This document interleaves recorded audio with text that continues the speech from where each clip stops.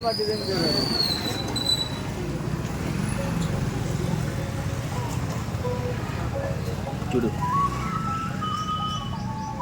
ఇలాంటి పురుగులు ఉంటున్నాయి ఈ కాలువలో.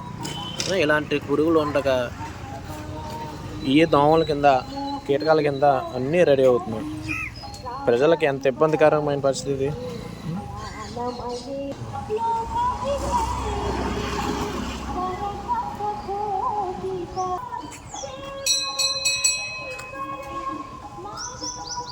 ఇదే ప్రధానమైన కాలువ మంది. దీంట్లో ఎన్ని పురుగులు ఉన్నాయి, ఎన్ని కీటకాలు ఉన్నాయి. సాయంత్రం అయ్యేసరికి ఎన్ని దోమలు గుడ్లు పెడుతున్నాయి. ఆ గుడ్లు పొదిగి దోమలు ఇంకా ఎక్కువ పెరిగిపోయి ఇక్కడ ఉన్న ప్రజలందరికీ కూడా చాలా ఇబ్బందికరమైన పరిస్థితి వస్తుంది. ఇలాంటి పరిస్థితుల్లో ఉన్న మనం శుభ్రత వాటిని మనమే బాగు చేయించుకోవాల్సిన బాధ్యత మంది. కాబట్టి ఒకసారి ఆలోచించండి.